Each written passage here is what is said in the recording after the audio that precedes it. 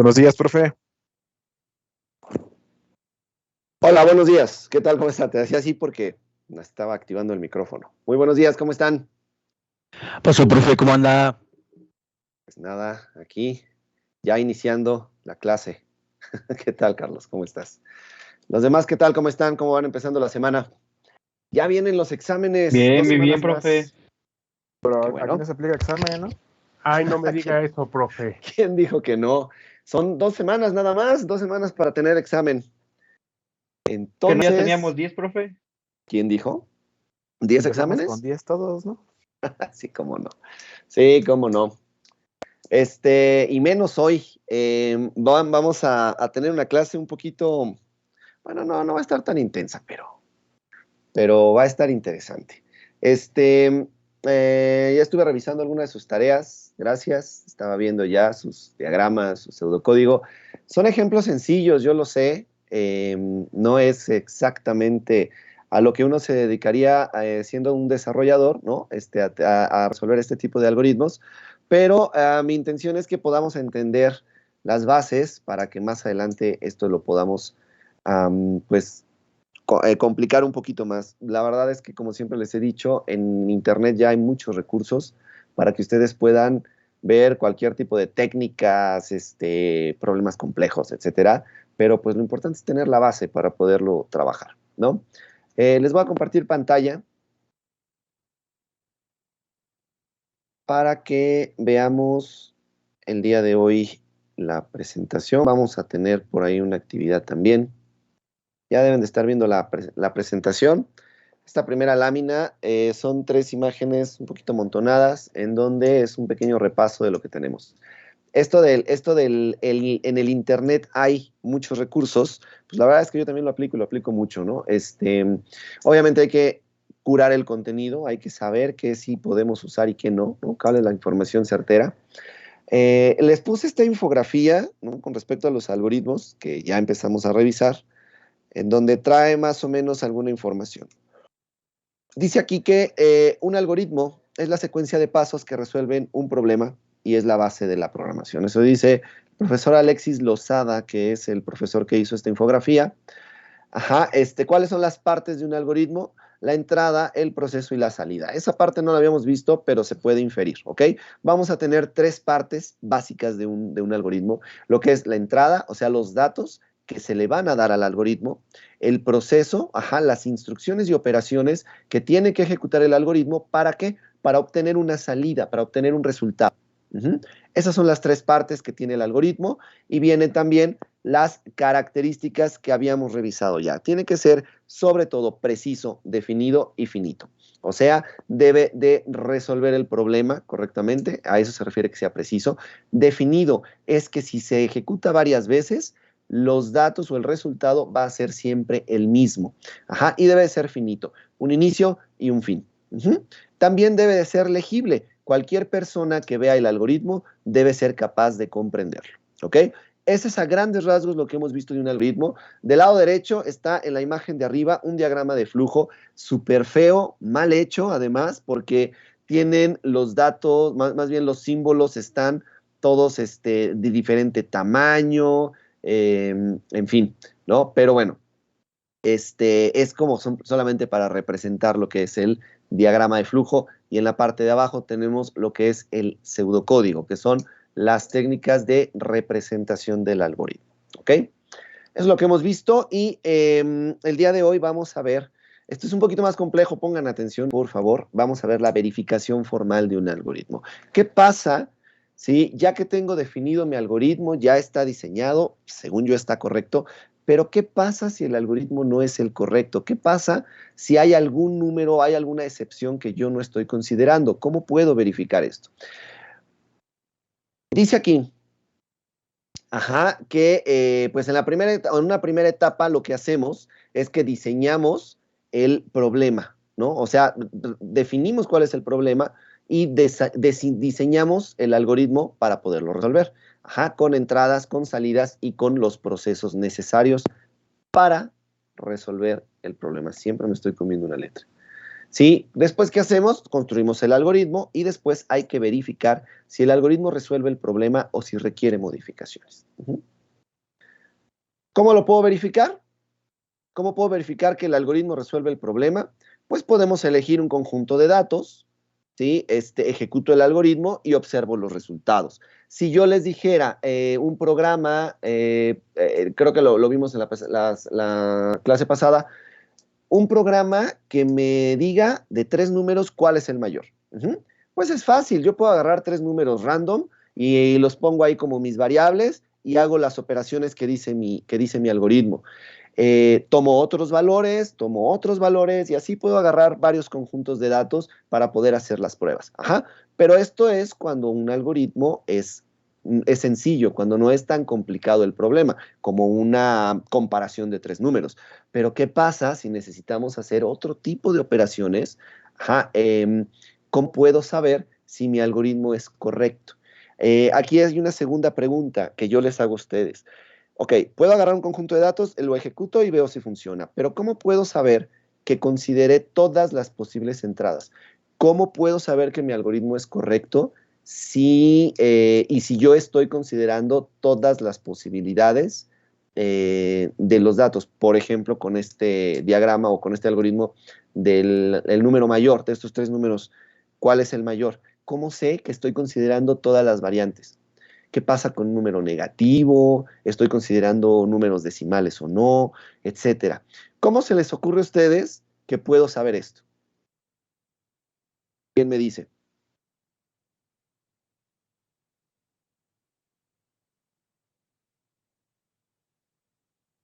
Uy, silencio. Carla. A mí se me ocurre que poniéndole límites al algoritmo, o sea, que no, o sea, si es nada más ver qué números es mayor y menor, o sea, si también acepta números negativos o decimales, ¿no? Ok, bien, sí, claro. Voy a delimitar cuáles son los posibles datos de entrada para poder ejecutar mi algoritmo. Y esto me va a servir a hacerlo desde la definición del problema.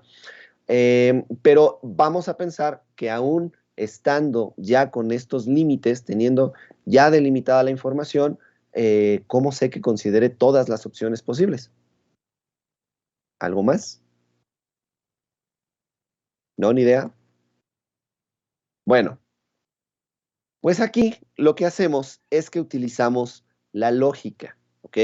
Hay algo que se llama verificación formal de algoritmos. Si ustedes saben lógica, si ustedes entendieron la lógica, las tablas de verdad, etcétera, puede ser que no tengan.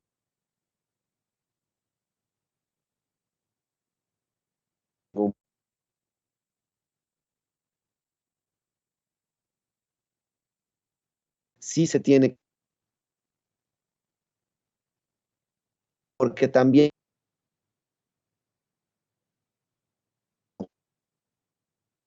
pero ya de una manera formal, ya se tienen que ir estableciendo ciertas condiciones y seguir ciertas reglas, ¿ok?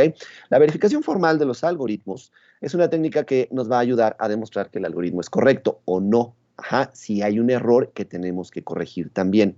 Está basado en la lógica de primer orden y en la lógica de Hoare. No sé si se pronuncia Hoare o Are, honestamente no lo sé, pero la lógica de Hoare, aquí les estoy poniendo un cuadrito morado, donde les digo que es una extensión de la lógica de predicados, esta parte de los silogismos, del cierto, verdadero, falso, etcétera, ¿sí? Los predicados de primer orden para razonar sobre la corrección de programas imperativos. Programas imperativos se refiere a que son programas en donde le damos instrucciones que tienen que seguir. No le estoy permitiendo al programa tomar las decisiones. Yo estoy diciéndole qué es lo que tiene que hacer. ¿Ok? A eso se refiere. Y aquí hablamos de expresar el algoritmo en predicados lógicos. ¿Sí? Aquí vamos a hablar de lógica. Vamos a tener predicados que me van a explicar las condiciones que deben de cumplir los datos de entrada y de salida, como decía Carla, y esto se le llama tripla de Hoare. ¿Por qué es una tripla de Hoare? Porque estamos hablando de 3 elementos básicos, ¿sí? Las triplas de Juárez, los enunciados, los predicados, las sentencias, como le quieran decir, se van a representar con estos tres elementos. Ajá. Va a haber una P que se refiere a las entradas, va a haber una Q que se refiere a las salidas y va a haber una C que se refiere a la instrucción. Le pueden cambiar las letras si quieren, etcétera, pero la estructura de la tripla tendrá que ser la misma. La P va entre llaves, la Q va entre llaves. Los datos que van a ser entrada o salida van encerrados entre llaves. Y ojo, no siempre va a ser una literal, ¿ok? Puede ser una expresión algebraica, puede ser otro tipo de dato, de acuerdo a lo que mi algoritmo, mi problema necesite resolver, ¿de acuerdo? Y bueno, pues la C va sin ningún otro símbolo, va entre los dos otros predicados para poder saber que eso se refiere a lo que se tiene que cumplir. Acuérdense que en el algoritmo, como les decía la infografía, tengo mis datos de entrada, les aplico un procesamiento, que es esta C, y me va a dar una salida, que es la Q. ¿Ok? Bien. Entonces, con la lógica de Juárez, yo digo que si P es verdadera, entonces al momento de ejecutar la instrucción o al momento de ejecutarle C, me va a llevar a que Q también sea verdadera. Ese es el predicado que debo de cumplir, ¿sí? Mi algoritmo me tendría que llevar a eso. Si yo llegara a que P es verdadera y al aplicarle C, Q no sea verdadera, sea falsa, entonces mi algoritmo está mal. Va a tener algo que tengo que corregir, ¿ok? Entonces mi predicado es este. P verdadera, le aplico C y Q también es verdadera. Los datos de entrada son ciertos, le aplico la instrucción y los datos de salida también son verdaderos. Entonces mi algoritmo será correcto. De otra forma, no, ¿ok? Bien. Hay reglas que tenemos que seguir para poder hacer este tipo de validaciones, ¿ok? Los enunciados, por ejemplo, aquí tengo, les pongo este cuadrito morado porque ahí abajo viene un ejemplo, un poquito más de información, pero primero quiero que pongan atención a este párrafo, ¿sí?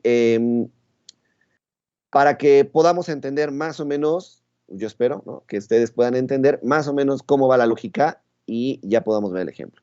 A ver, dadas las aserciones, enunciados, predicados, como quieran, tengo dos aserciones, R y S. R es más fuerte que S si R implica S. Es decir, piensen en la teoría de conjuntos, piensen en los dos círculos cuando tienen R y S. Piensen que a lo mejor S está dentro de R. Entonces, vamos a pensar que obviamente R implica S. ¿Por qué? Porque S está contenida dentro de R. ¿Ok? Dice aquí, R es más fuerte que S si R implica S solamente, ¿ok? Si no está contenida, entonces no va a ser más fuerte. Por lo tanto, S es más débil que R. Es lo mismo, pero dicho de otra forma. Si R es más fuerte que S, pues S es más débil que R. O sea, el conjunto de estados que satisfacen, ya ven que que satisfacen R, es un subconjunto de aquellos que satisfacen S. O sea, lo que me ayude a cumplir S, me va a ayudar a cumplir R. Y también lo que me ayude a cumplir R, me va a ayudar a cumplir S, porque S está contenido en R, porque lo implica. Entonces, esta es una de las reglas. Denle una leída nuevamente para poderles mostrar el ejemplo. A lo mejor entendiéndolo con las letras, etcétera, cuesta un poquito más de trabajo, pero el ejemplo es este, lo que está en amarillo, ¿ok? I es mayor que 1. Esto es más fuerte que I es mayor que 0. Los valores que satisfacen la primera satisfacen también la segunda, ¿sí? Entonces, vamos a pensar que R es I mayor que 1 y S es I mayor que 0. Si I es mayor que 1, por ende, o esto implica que I es mayor que 0, ¿ok? Pero, si yo digo que I es mayor que 0, eso no implica que I sea mayor que 1. Entonces, por eso, en este caso, I mayor que 0 es más débil que I mayor que 1, porque I mayor que 1 ya contiene o ya implica que i es mayor que 0. Ajá. Un número no puede ser mayor que 1 sin ser mayor que 0. Por eso, el primer predicado es más fuerte que el segundo. ¿Sí? Los valores que satisfacen el primer predicado satisfacen también el segundo predicado. ¿Sí se entiende? Sí, profe. Ok. Sí. Gracias, profe. Carla. Gracias, Sí, profe. Adrián. Ok. Bien. No me den el avión porque este está complicado, ¿eh? O bueno, a lo mejor a ustedes está bien fácil y para mí está complicado, pero bueno. Bueno, ya después de tiempo, ya después de que uno lo practica un poquito, pues se hace un poquito más fácil. Ajá, ok, ahora, esa es la regla para poder hacer los enunciados. Tengo también la verificación formal hacia atrás. ¿Qué es esto? Aquí se trata de encontrar cuál es la condición más débil, es decir, me voy a este ejemplo, se trataría de encontrar i mayor que 0. Hay que encontrar cuál es la condición más débil para la que al ejecutarle la instrucción a mi algoritmo, entonces la salida sea verdadera. ¿Cuál es con lo mínimo con lo que mi algoritmo sería verdadero? ¿Ok? Entonces, para eso yo tengo aquí una especificación formal, porque ya dijimos que es una verificación formal. Ajá, lo que ya les decía, P, entrada, C, la instrucción y Q, la salida. Ahora, voy a tener otro valor, otra variable que se llama PMD. Este PMD va a ser como una sustitución de mis datos de entrada. Es como un supuesto. Es como el valor que estoy buscando para que sea el mínimo que yo pueda presentar como dato de entrada, le aplico la instrucción y entonces obtengo mi salida, ¿sí? Esta parte de aquí, el PMD, es lo mismo que P, solamente que P se refiere a todos los datos que yo puedo introducir. Es el conjunto de datos que yo puedo tener para mi algoritmo, datos de entrada. Y obviamente la Q son todos los datos de salida. Por eso están entre llaves, porque si ustedes se acuerdan de sus clases de teoría de conjuntos, los conjuntos se expresan entre llaves, ¿sí? Entonces, P es todos los posibles datos que puedo meter en mi programa. Q es todas las posibles salidas que puedo obtener. Pero aquí vamos a tener PMD. PMD en este momento se refiere al mínimo de datos o a los datos mínimos de entrada para que al ejecutarle las instrucciones me dé la salida verdadera, ¿ok? Como lo mínimo necesario. ¿Cuánto es lo menos para que me salga bien mi programa? Ok.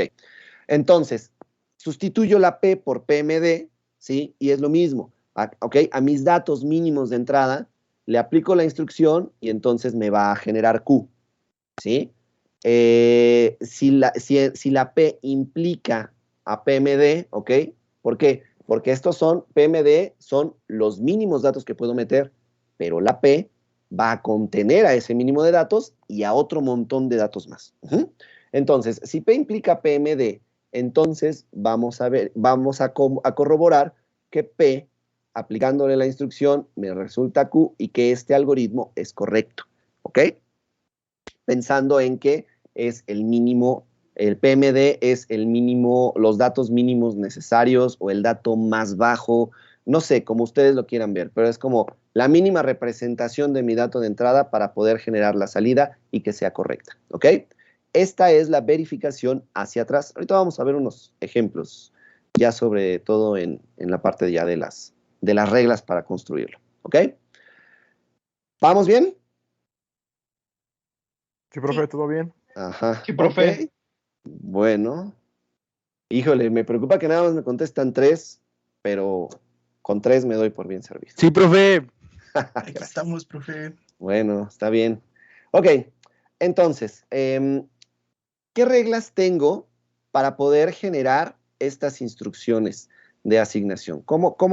¿Qué tengo que seguir para poder encontrar estos datos? Ajá. Las instrucciones van a poseer la forma B igual a E. V es una variable y E es un valor o una expresión. Entonces, a una variable le voy a asignar un valor, ¿sí? Si tenemos la tripla P, ¿ok? Como mis datos de entrada, y luego tengo la variable igual a E, con un dato asignado, y y esto me va a resultar en Q, entonces PMD, acuérdense que es una parte de P, ¿sí? Que es un grupo de valores más pequeño, ¿sí? Sustituyendo todas las ocurrencias de la variable por el valor que encontremos en Q. Dice aquí, a ver, si yo hago sustituciones con estos valores, con mis valores mínimos, por ejemplo, ¿sí? Les aplico la regla de mi variable, le asigno el valor, me tendría que resultar en Q. Si P implica PMD, entonces mis valores P, aplicándoles la instrucción de la variable y asignándoles un valor, me va a resultar en Q y va a ser correcto. ¿Ok? ¿Por qué? Porque mi primer predicado es este P con B igual a E, me va a dar Q. Entonces, como este es correcto, si yo sustituyo datos de PMD, que es un subconjunto de P, que es una parte de lo que podría meter a P, entonces va a ser correcto. ¿De acuerdo? Esta es también parte de cómo hacemos la asignación. Ahora, la C, la instrucción, ya le estoy dando forma, ya estoy diciendo que puede ser una variable y que le asigno un valor. Bueno. Por ejemplo, ¿ok? A esta regla que vimos aquí, viene un ejemplo.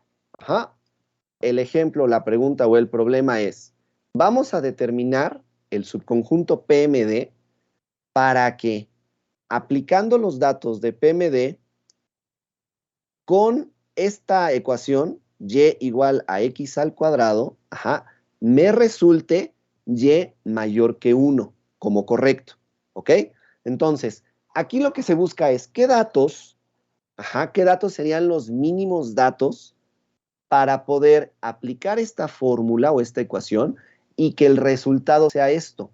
Cuando yo logre esto, estos datos me lleven a esta salida, entonces mi algoritmo es correcto, entonces funciona correctamente. Entonces dice aquí, aplico la regla y voy a reemplazar en Q, en la salida, las ocurrencias de y por x cuadrada. Entonces, álgebra, sustitución, PMD, mis valores van a ser igual a x cuadrada mayor que 1. ¿Por qué? Porque aquí estoy diciendo que y es igual a x cuadrada. Ay, déjenme sacar un pisillo. Aquí digo que y es igual a x cuadrada. ¿Ok? Sustituyo, aquí me dice, voy a reemplazar en Q las ocurrencias de y por x cuadrada. ¿Cuántas veces hay y en Q? Una nada más, es esta. Aquí, en lugar de y, mi instrucción me dice que es x cuadrada. Entonces voy a poner aquí la x cuadrada. Y eso es lo que tengo acá. ¿Ok? Entonces, mi valor PMD hasta este momento va en que x cuadrada es mayor que 1. Que es lo mismo que mi salida, pero ya sustituí la y. Ok, esto me implica, ¿esto qué implica? Que x es mayor que 1 y que x es menor que menos 1. ¿Ok? Estos son los valores que yo podría considerar como valores mínimos que me permitan corroborar que mi algoritmo es correcto. Entonces, x mayor que 1 y x menor que menos 1, estos son mis datos de entrada. Este es mi PMD, ¿ok? Mi valor mínimo para poder comprobar mi algoritmo. Con la instrucción o la ecuación y igual a x cuadrada, me da como resultado que y es mayor que 1.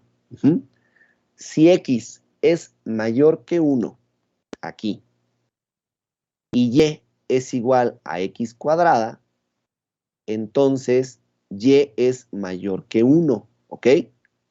Y si x es menor que menos 1, si yo digo que y es x cuadrada, y va a seguir siendo mayor que 1.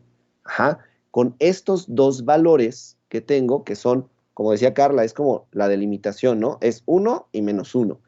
Con estos dos valores, yo puedo decir que con esta variable a la cual le asigno un valor, ¿sí? Mi algoritmo es correcto, ¿de acuerdo? Es un algoritmo pequeño, tal vez, es una ecuación sencilla, pero implica que tenga que buscar cuáles son los valores. Estos valores se determinan a través de otras fórmulas o los podemos inferir. Nosotros los podemos definir de esta manera. ¿Ok? Puedo yo decir, pues vamos a poner estos valores y estos valores, y entonces hago la comprobación para saber si es verdadero o falso. Acuérdense que al momento de que yo digo que es correcto es porque la salida es verdadera. ¿Ok? ¿Sí? Más o menos. ¿Vamos? Sí. Ok. Gracias, Carla. Solo tengo a 1, entonces de 3 ya nada más voy con 1. Voy a la mitad. Ok. Sale. Ok. Ahora, esta fue las reglas para poder hacer la asignación del enfoque hacia atrás. Ok. Ahora, vamos a ver cómo hacemos para poder demostrar o representar instrucciones secuenciales. ¿Qué son instrucciones secuenciales? Son las tareas como tal, simplemente. Yo tengo mis rectángulos en el diagrama de flujo, ¿ok? O mis instrucciones en pseudocódigo. Esas son las instrucciones secuenciales. Suma tal, multiplica tal, muestra esta pantalla, etcétera, ¿ok? Bueno, para las instrucciones secuenciales, la regla se aplica con instrucciones concatenadas. ¿Y qué son las instrucciones concatenadas? Son aquellas que se ejecutan de manera secuencial. No es la concatenación de Excel ni de SQL, que es unir cadenas. Es simplemente las instrucciones concatenadas son las instrucciones que se ejecutan de manera secuencial. ¿Por qué son concatenadas? Porque lo que me resulta de una instrucción va a ser con lo que inicie la otra. Si yo agarro y le digo, ok, tienes A más B, suma A más B. Y la suma de A más B va a ser C. Entonces, ahora, ya que sumaste A más B, ese C, multiplícalo por 4, ¿no? Entonces, ahí tengo instrucciones concatenadas, porque primero tuve que hacer la primera instrucción y el resultado de esa, la salida de esa instrucción, se convierte en la entrada de la siguiente instrucción. Están ligadas, ¿ok? Esas son las instrucciones concatenadas. ¿Qué nos dice la regla? La regla nos dice que si C1 y C2 son dos partes de un código, siendo la instrucción 1 C1, la instrucción 2 C2, siendo estas concatenadas, entonces esto no pinta. Estoy aquí. ¿Ok? Entonces, si P, que son mis datos de entrada, conjunto de datos de entrada, si a P le aplico la instrucción C1, si a P le aplico esta instrucción, me va a dar por resultado R. Entonces, a R le aplico, aquí ya brinco para acá, a R le aplico la instrucción C2 y me va a dar como resultado Q. ¿Ok? Estas son dos triplas de OR que son correctas. Yo infiero que son correctas. Si estas son correctas, entonces, si yo hago esto y digo que al conjunto de datos de entrada P le aplico C1 y le aplico C2, me da como resultado Q. Esto también es correcto. ¿Por qué? Porque lo único que estoy haciendo es obviando la R. En la parte de arriba está más desglosado. A P le aplico C1 y me da R. A R le aplico C2 y me da Q. Si yo lo compacto de alguna manera, entonces tengo que a P le aplico C1, le aplico C2 y me va a dar Q. Pueden haber varias ahí en el Inter, ¿ok? Simplemente es una manera de representarlas y al final esta también va a ser un enunciado correcto, ¿sí? ¿Por qué? Porque simplemente estoy integrando los dos que ya eran correctos. Y la tabla de verdad me dice que un verdadero y un verdadero me da verdadero también, ¿ok? Con el operador AND, si ustedes lo recuerdan. Ok. La forma en la que vamos a aplicar esta regla, primero es encontrar, otra vez, la precondición más débil R, ¿ok? Entonces, para que R, cuando le aplique C2, me dé Q y sea correcto. Entonces, R va a ser la postcondición que vamos a usar para encontrar PMD. Decíamos que PMD es el subconjunto mínimo de datos que podemos meter como entrada para obtener Q, ¿ok? Para obtener mi salida correcta. Entonces, para que PMD, ya estoy acá abajo, para que PMD, al aplicarle C1, me dé R de forma correcta. Y entonces, ya puedo yo sustituir, infiriendo que P implica, obviamente que P contiene estos datos PMD, entonces ya lo puedo yo aplicar a P, C1 y C2 y me va a dar Q, ¿ok? De forma correcta también. Entonces, aquí, para cuando tengo instrucciones secuenciales, lo que tengo que hacer es buscar cuál es el enunciado tal que cuando yo a R, ¿no? A R le aplique la segunda instrucción, me resulte Q. Voy a buscar este dato para saber cuál es lo mínimo que puedo ocupar como un dato de entrada, ¿sí? Eso es cuando tenemos varias instrucciones o instrucciones secuenciales. Vamos al ejemplo, que pareciera que el ejemplo se complica, pero no tanto. Ajá, a ver, en el ejemplo me piden demostrar que T, que al conjunto de datos de entrada T le aplique la primera instrucción que es C igual a A más B, la segunda es C igual a C entre 2 y me dé como resultado C igual o C exactamente igual a A más B entre 2, ¿ok? Entonces, necesito encontrar o necesito demostrar que esto es correcto, que mi salida es correcta. Dice aquí, considerar que T es el predicado tautológico. ¿Qué entienden por predicado tautológico? Alguien que me diga. ¿A qué le suena tautológico? ¿A nada? ¿A una repetición? ¿Relacionado con ella? ¿A una repetición relacionado con ella? No. No, ninguna de las dos. El hecho de decir que es el predicado tautológico es que asumimos o entendemos que es verdadero o que es correcto. Ajá. Como si fuera ya demostrado, aunque no lo haya sido. Pero yo entiendo que T es verdadero. Es predicado tautológico, entonces digo, ok, entonces es cierto. Y por eso ya puedo desarrollar lo demás. ¿Ok? Eso significa tautológico. Bueno. A ver, en mi ejemplo dice aquí, en primera instancia vamos a encontrar R. Entonces, el conjunto de datos R, ¿sí? Acuérdense que la regla, acá arriba, me dice que vamos a buscar esto de aquí, ¿ok? No sé por qué salió ese color, pero bueno. Entonces, tengo esta de aquí que está en este cuadro, es lo que tenemos que buscar.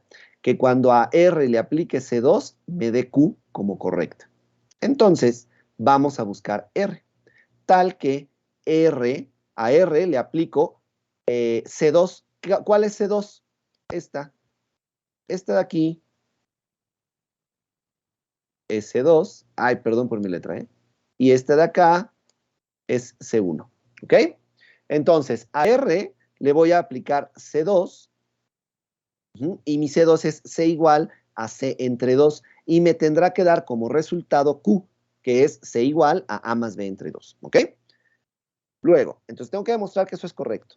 Si utilizo la regla para asignaciones, entonces voy a reemplazar, de la variable es igual a un valor, ¿ok? Cuando voy a reemplazar los valores primero, que fue la primera regla que revisamos, entonces voy a reemplazar en C igual a A más B entre 2, acuérdense que se reemplaza en la salida, las ocurrencias de C por C entre 2, ¿ok?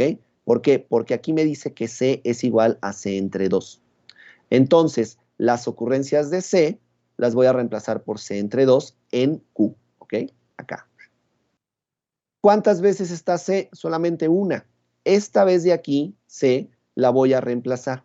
Y entonces, me va a decir en el luego, acá, dice, R es igual a C entre 2, que es esta C de aquí, es igual a A más B entre 2. Esto es igual a C igual a A más B, ¿ok?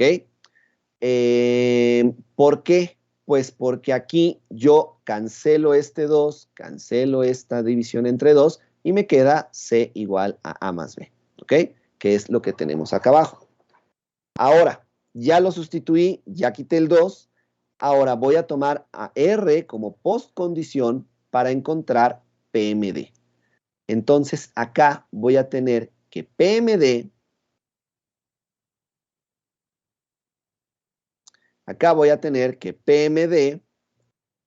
le aplico C igual a A más B, que es C1. Ajá. Esta de acá es esta de acá arriba, es C1, ¿sí? Y me va a resultar en R. ¿Qué es R?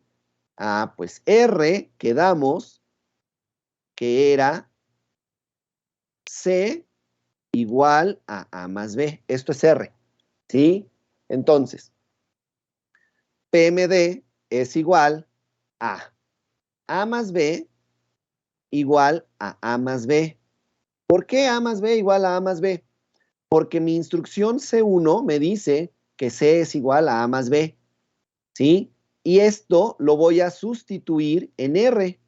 Y R es C igual a A más B. Entonces, si yo sustituyo las veces, las ocurrencias de C, o sea, A más B en R, me dice que esta C de acá se convierte en A más B. Y A más B es igual a A más B, que es esto que tengo acá. ¿Ok?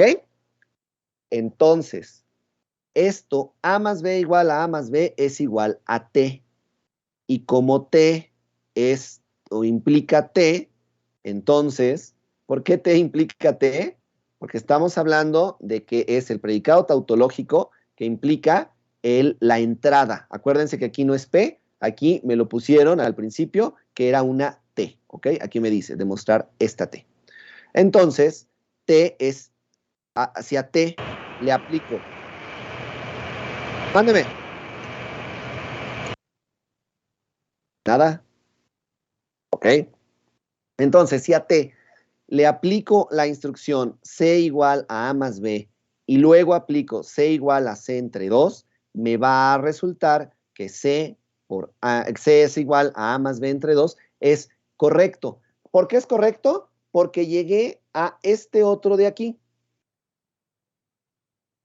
Este de aquí es el que me dice que es correcto. Porque A más B es igual a A más B, ¿sí o no? Sí, ¿No? Sí, profe. Sí, Sí, A, profe. más B, sí, A profesor. más B es igual a A más B. Entonces, A más B es igual a más B, sí, es correcto.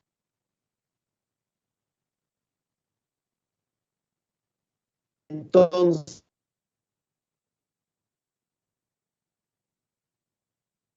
este algoritmo que me están diciendo al principio es correcto. ¿Ok?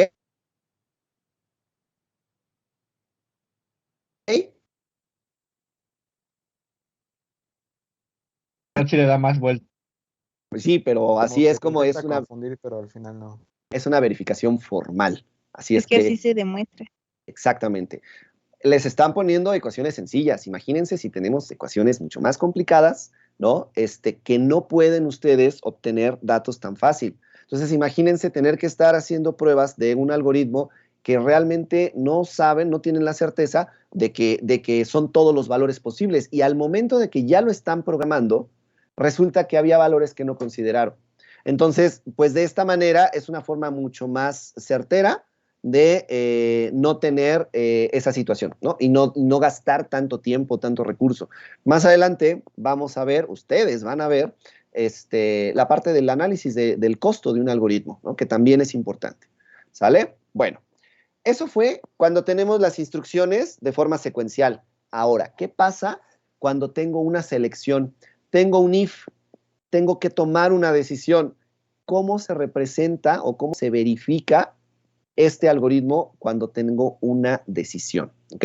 Solamente vamos a ver esta parte de la decisión, ya el do, until, etcétera, ya es un poquito más complicado, si acaso lo veremos más adelante, pero con el if then else se van a dar una muy buena idea de cómo funciona lo demás, ¿sale?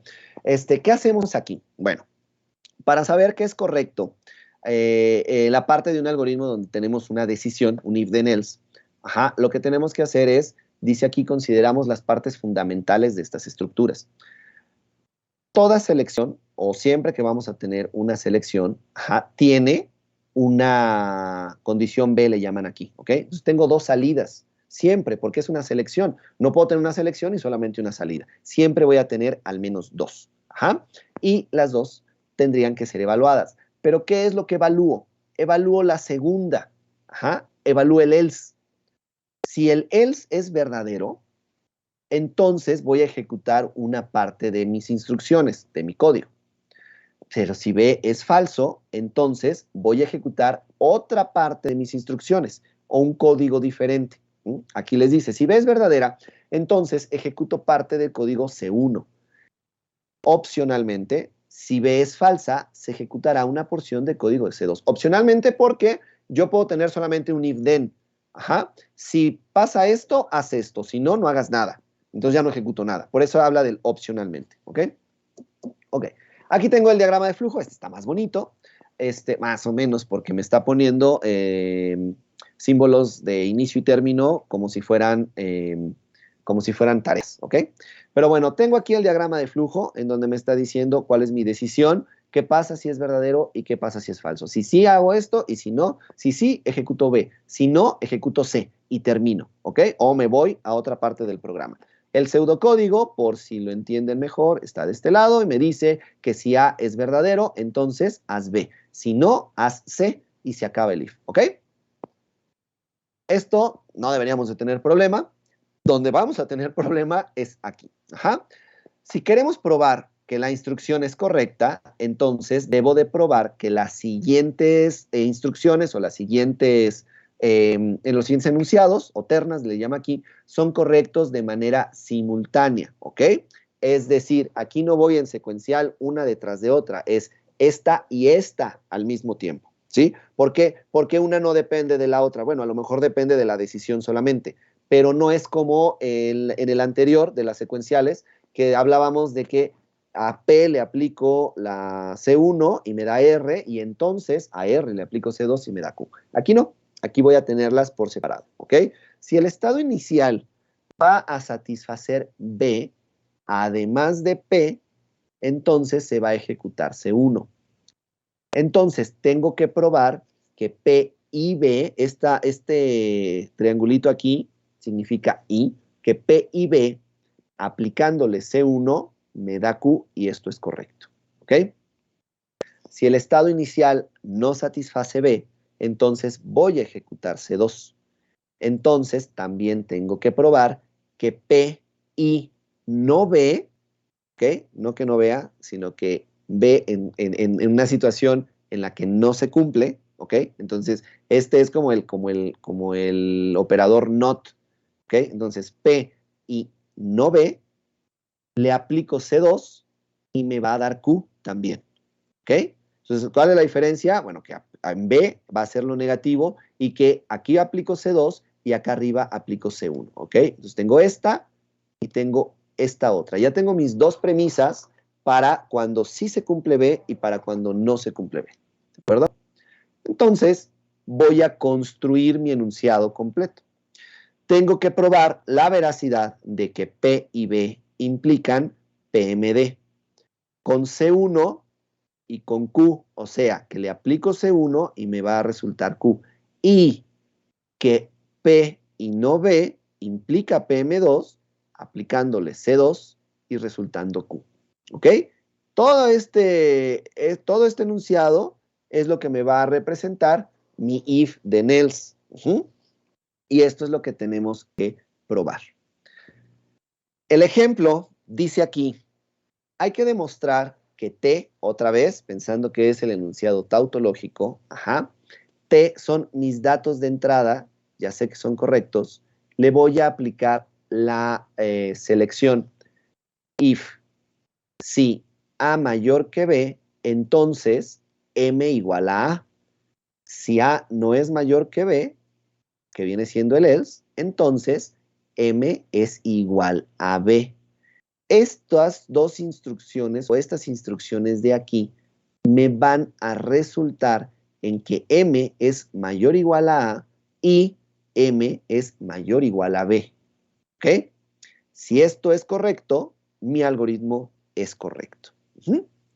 ¿Qué hacemos? Bueno, vamos a probar primero que A mayor que B, le aplico M igual a A para obtener Q. Acuérdense que esto se reemplaza, ¿no? Entonces, vamos a probar este primero. Voy a usar la regla para asignación, ¿ok? La primera que vimos. Voy a reemplazar, acuérdense que se reemplaza en Q, este es Q. ¿Qué voy a reemplazar en Q? Ajá. Las ocurrencias de M por A, que es la instrucción de aquí. ¿Ok? Entonces, ¿cuántas veces aparece M? Aparece 2, aquí y acá. ¿Sí? Entonces voy a reemplazarlo por A. Y me dice, luego entonces, que PM de M es igual a A. Ajá, aplicándole esta instrucción, me queda que M mayor o igual a A y M mayor o igual a B. Si reemplazo la M por A, me queda acá, A es mayor o igual a A y A es mayor o igual a B. ¿Ok? Esto me va a dar que A, este de aquí está bien, entonces me va a decir que A es mayor o igual a B. ¿Por qué quito este? Porque es el mismo, ¿ok? Entonces, A es mayor o igual a A, sí, y A es mayor o igual a B. Entonces, ahora tengo este de acá, que es A mayor o igual a B. Entonces, A mayor o igual a B implica, perdón, A mayor que B implica que A mayor o igual a B. ¿Sí? ¿De dónde saco este A mayor que B? ¿De dónde lo saqué?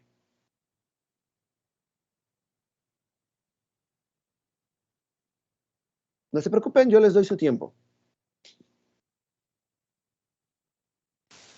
¿Sería la parte del if? La parte del if, sí. Viene siendo... ¿Cómo? En la de demostrar, que dice demostrar que T es uno si A es igual a mayor a B, ¿no? Así es. Este de acá. La parte del if, este que está aquí, que estoy subrayando mucho. Esta parte del if es esto de acá abajo, ¿no? Es esta de aquí. ¿Sí? Entonces, A mayor que B implica que A es mayor o igual a B.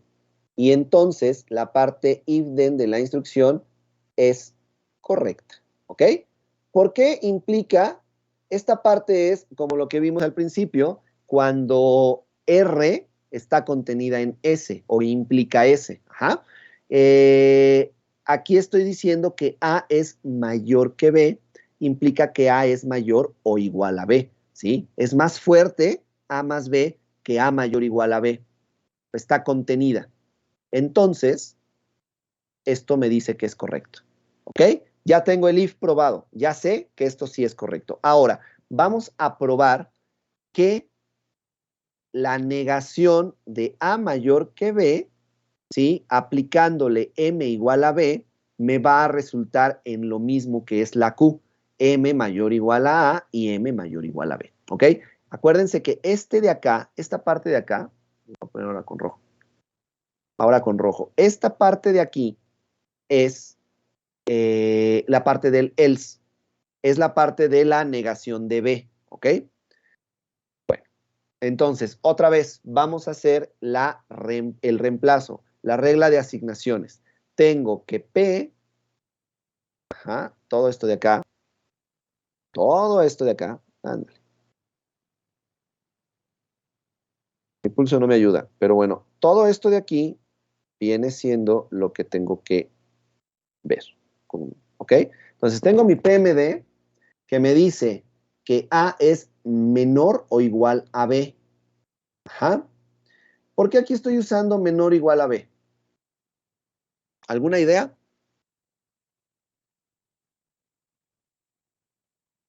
No habíamos utilizado el signo menor igual. Porque es como el not. Gracias, efectivamente. Porque es como el not, ¿ok? Entonces, el decir que no, o utilizar el operador not, entonces tengo que utilizar el operador contrario. Entonces, aquí no es A mayor o igual a B, aquí es A menor o igual a B. Ajá. Y tengo también que M mayor o igual a A y M mayor o igual a B, que es mi salida, ¿ok? Esto es mi Q. ¿Esto a qué es igual?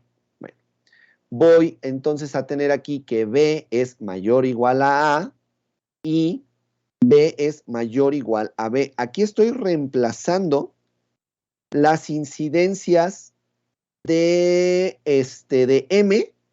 Ajá, las incidencias de M las estoy reemplazando por B.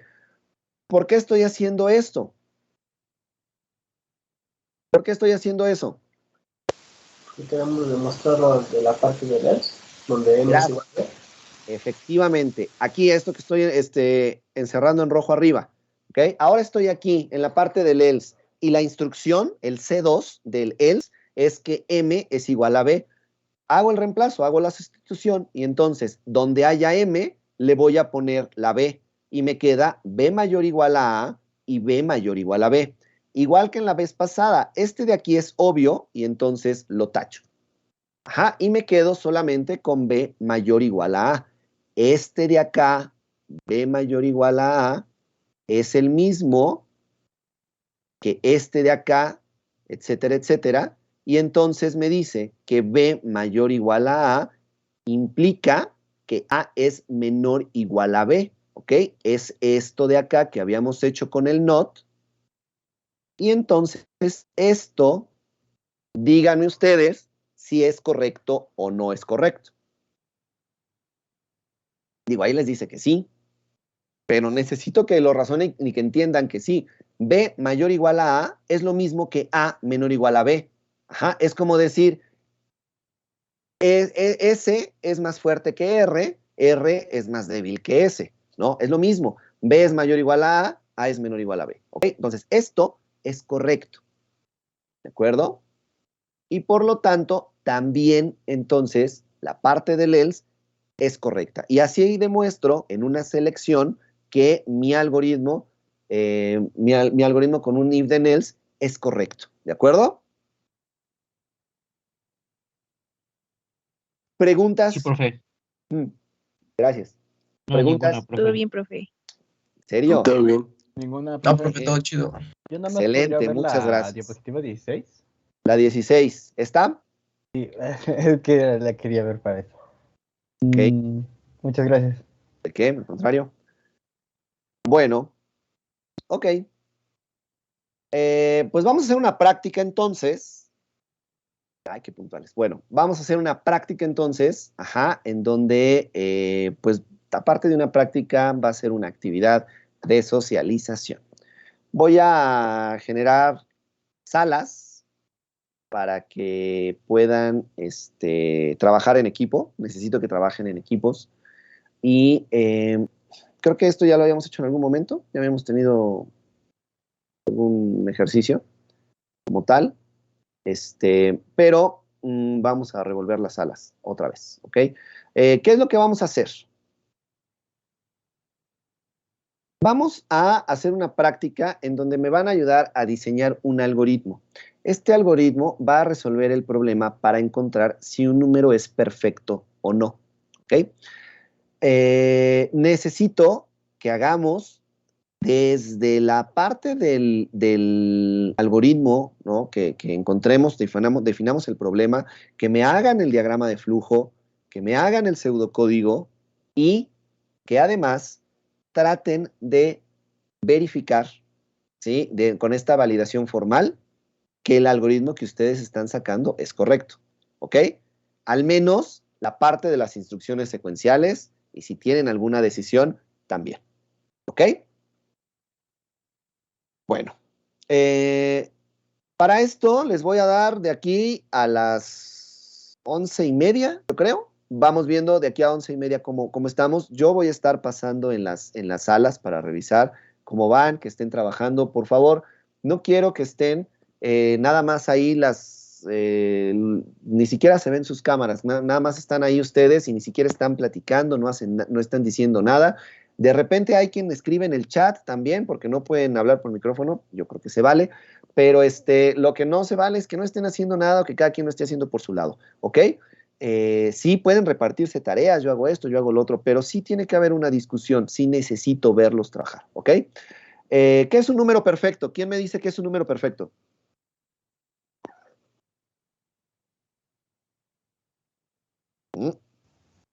Según yo, por lo que encontré, es la suma de todos sus divisores positivos sin incluir el propio número.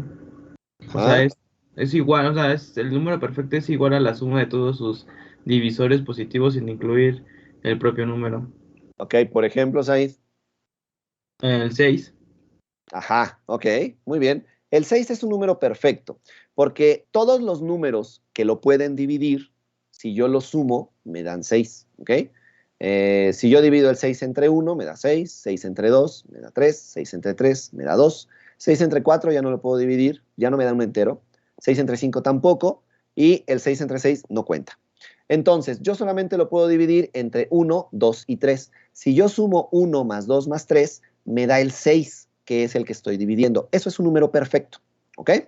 Entonces, lo que yo necesito que hagan es que definamos el algoritmo para encontrar los números perfectos cuando yo se los proponga, ¿ok? Yo voy a escribir el número y ustedes, el algoritmo, su algoritmo, me tendría que decir si ese número es perfecto o no, ¿ok?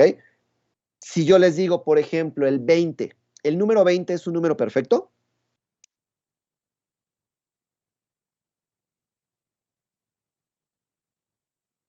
Según ¿Qué yo no, piensas? profe. Según tú, no. ¿Ok? ¿Alguien piensa que sí? Yo digo que sí. ¿Tú dices que sí, Damián? ¿Ok? Para llevar a contar a Iván nada más. No, pues demuéstramelo. Estamos hablando de verificar que las cosas son correctas. El 20, ¿entre cuántos números puedo dividir? Lo puedo dividir entre el 1, entre 2, entre 3 no, entre 4 sí, entre 5 también, entre 6 no, entre 7 no, entre 8 no, entre 9 no, entre 10 sí, entre 11 ya no, y de ahí en adelante ya no lo puedo dividir entre ningún otro número, ¿ok? Solamente lo puedo dividir entre 1, 2, 4, 5 y 10.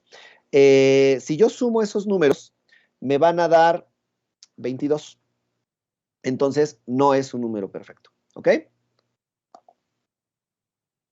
Así como hicimos, o este ejemplo, así tendría que hacer su algoritmo. Entonces, vamos viendo cómo lo van diseñando, ¿no? Diagrama de flujo, pseudocódigo. Pueden empezar con uno o con el otro, no importa. Pueden hacer primero uno, no tiene que ser en el orden de diagrama, luego pseudocódigo, etcétera. Lo pueden hacer al revés, son dos representaciones diferentes. Y vemos si nos da tiempo para revisar lo de la validación, ¿ok? Si no nos da tiempo para empezar a revisarlo, entonces lo validamos la siguiente clase con uno que ya les presenté. Esta práctica la van a subir a Teams. Ahorita en lo que ustedes estén trabajando, voy a generar la tarea para que por equipo, una por equipo, la suban ahí y yo la pueda revisar, ¿ok? Todo lo que hayan avanzado, lo que hayan podido hacer, ¿de acuerdo? ¿Dudas? No me importa ninguna.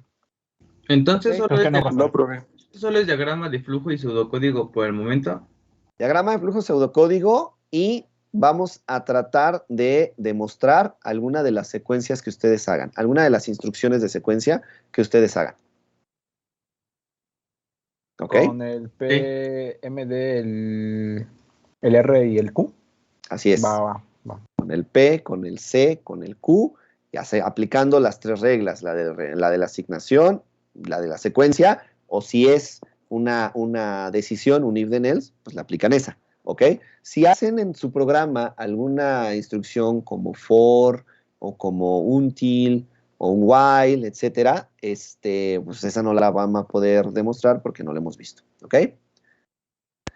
Vale, pues entonces ya voy a generar las salas, por ahí van a empezar ustedes a trabajar, yo voy a andar paseándome entre las salas y Si tienen alguna duda o algo en específico, me llaman, tienen ahí una función para poderme invitar a que yo me una a su sala y ya, voy con ustedes, ¿ok? Sale. A ver, ¿qué tanto avanzamos de aquí a las 11:35? Yo creo que suficiente.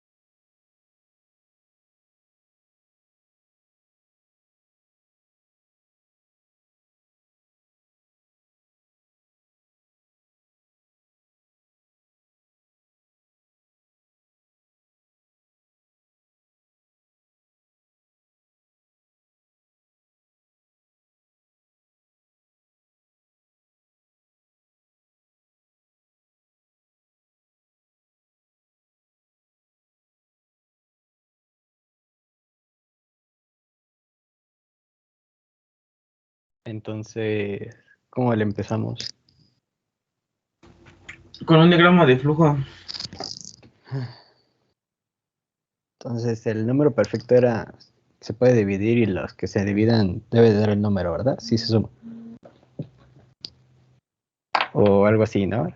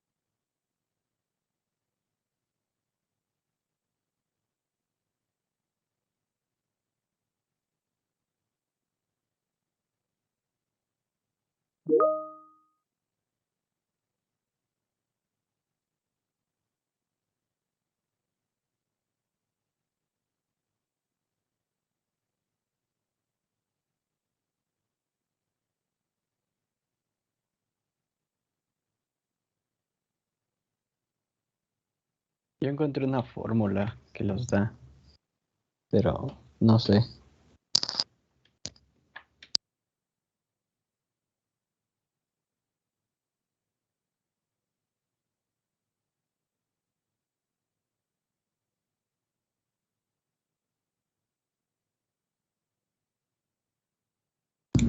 A ver, le empezamos a hacer.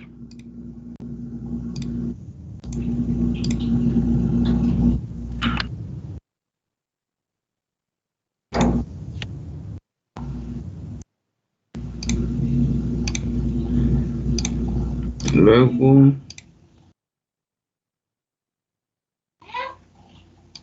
Pero no se tiene que primero como declarar las variables que vamos a necesitar. Digamos, sería n el número a evaluar, luego una p si el número es perfecto, una s que es la suma de sus propios de sus divisores, y una D, que es el divisor, comenzando en 1. Es que, bueno, encontré un video, no sé si lo quieran ver. A ver.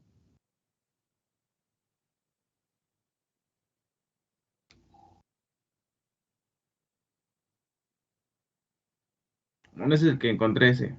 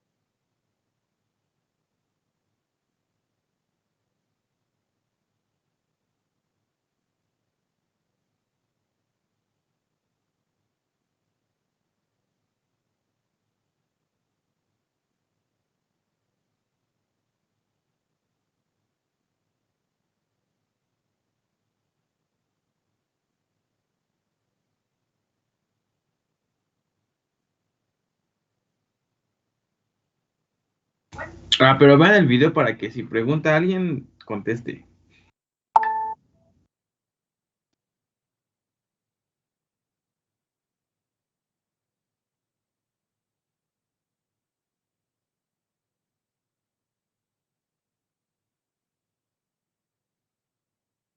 Reciba la más cordial bienvenida a esta 10ª entrega en esta serie de video tutoriales aquí mismo en YouTube sobre diagramas